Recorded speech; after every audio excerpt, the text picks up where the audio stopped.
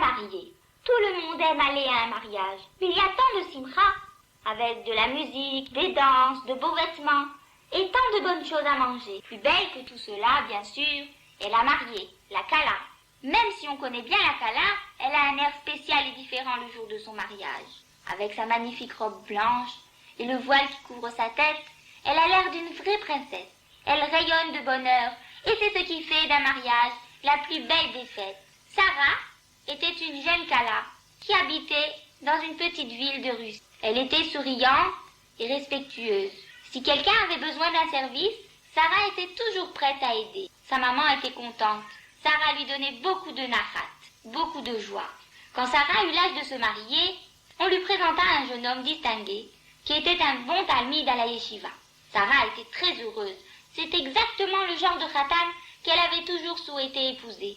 Tout aurait dû être parfait, sauf Sarah était une fille très très pauvre. Son père avait été cordonnier et était niftar quand Sarah était très petite. Il n'y avait jamais eu d'argent dans la maison. Sarah apportait toujours de vieilles choses que les gens lui donnaient. De gentils voisins leur apportaient la nourriture. Parfois, sa maman gagnait un peu d'argent en aidant une autre maman à s'occuper d'un nouveau bébé. En ce temps-là, les choses étaient différentes. Les mamans n'allaient pas travailler comme elles le font aujourd'hui. Mais même si la mère de Sarah allait travailler de temps en temps, elle n'avait jamais beaucoup d'argent. Sarah aimait beaucoup sa mère. Elle ne se plaignait jamais et essayait d'être contente de ce qu'elle avait. Et à présent, 2 semaines avant son mariage, elle était assise sur une vieille chaise dans la cuisine et pleurait. C'était tôt le matin. Il faisait encore sombre dehors. Sa maman n'était pas encore réveillée.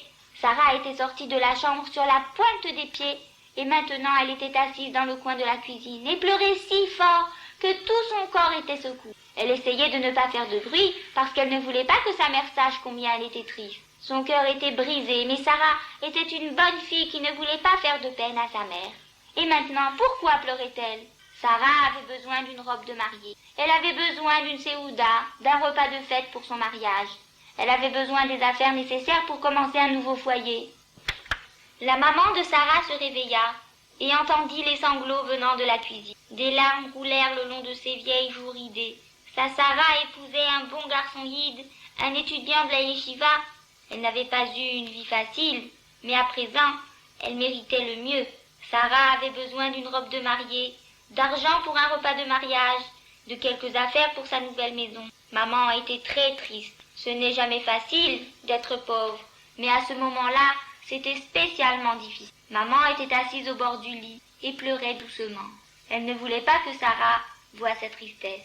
Puis elle eut une idée. Elle prit les chandeliers en argent qui avaient appartenu à sa grand-mère, les enveloppa dans une serviette et les mit dans son panier. C'était le seul objet de valeur qu'elle possédait, mais le bonheur de Sarah était plus important. Elle pouvait utiliser des chandeliers en fer, mais Sarah devait être heureuse le jour de son mariage. Elle dit à Sarah qu'elle voulait aller au marché. Elles prirent leur petit déjeuner et elle partit. La place du marché était pleine de monde. Les gens étaient venus acheter ou vendre des choses. Ils étaient venus d'endroits très différents, avec leurs chevaux et leurs charrettes. Il y avait beaucoup de cris. La maman de Sarah ne savait pas quoi faire. Elle se tenait toute seule, sur le côté. Un homme était venu au marché avec une bourse pleine d'argent. Il avait économisé cet argent depuis longtemps et était venu pour tenter sa chance dans les affaires. Il venait au marché acheter quelques pierres précieuses. Soudain, il remarqua la femme avec le panier qui se tenait debout toute seule. Elle avait l'air triste, mais triste. Il regarda mieux et vit des larmes couler le long de ses joues sèches et ridées. Le jeune homme s'avança vers elle et lui demanda ce qui la préoccupait. La mère de Sarah avait du mal à parler, car elle pleurait trop. Finalement, d'une voix très basse, presque comme un chuchotement, elle lui parla du mariage de Sarah, qu'il n'avait pas d'argent. Il n'y avait pas d'argent pour une robe de mariée, pas d'argent pour une séouda de mariage, et pas d'argent pour les choses dont une mariée a besoin pour commencer ce beau foyer. Elle lui dit également que le seul trésor qu'elle possédait, les chandeliers d'argent de sa grand-mère, étaient cachés dans son panier. Elle espérait les vendre pour qu'il y ait un peu d'argent pour le mariage de Sarah. La bourse d'argent dans la poche du jeune homme lui parut soudain très lourde. Il avait travaillé dur pendant longtemps pour économiser cet argent. Il réfléchit pendant un moment, puis sans dire un mot, il prit toute la bourse et la tendit à la maman de Sarah. Il s'éloigna rapidement dans la foule avant que la mère de Sarah ne puisse le remercier. Elle était incapable de parler.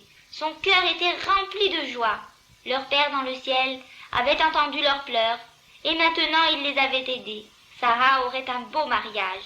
Sarah aurait tout ce dont elle a besoin. Oui, maintenant elle pouvait se réjouir à l'idée d'un très beau mariage, plein de simra. Il ne restait plus un centime au jeune homme. Il n'avait plus rien à faire au marché. Alors il décida de rentrer chez lui. Sur le chemin, un étranger l'arrêta et le salua, aussi chaleureusement que s'il le connaissait depuis des années. Il ouvrit un sac de toile qu'il avait gardé caché dans sa poche et offrit au jeune homme de magnifiques diamants pour un prix très bas. Le jeune homme regarda les diamants. C'étaient des pierres parfaites qui étincelaient au soleil. C'était juste ce qu'il avait voulu acheter quand il était venu ce jour-là. Il secoua tristement la tête et dit à l'étranger: « J'aurais été très content d'acheter ces diamants, mais maintenant, je n'ai pas d'argent. Je suis désolé, je ne peux pas faire d'affaires avec vous. » L'étranger n'avait pas l'air étonné. Il dit: « Ne vous inquiétez pas, cela n'a pas d'importance. Je sais que vous êtes un jeune homme bon et honnête. Je vous ferai confiance. Prenez ces diamants et vendez-les. Après, vous pourrez me rembourser. Vous me trouverez à la choule, au Beth Midrash.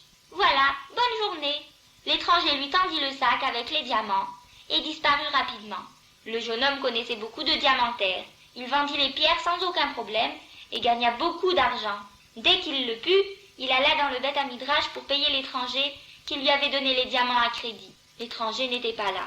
Il chercha dans toute la ville, mais il n'y avait aucune trace de lui. L'étranger avait disparu. Le jeune homme mit soigneusement l'argent de côté. Plus tard, quand il le compta, il trouva qu'il avait gagné 10 fois la somme d'argent qu'il avait donnée à la mère de Sarah.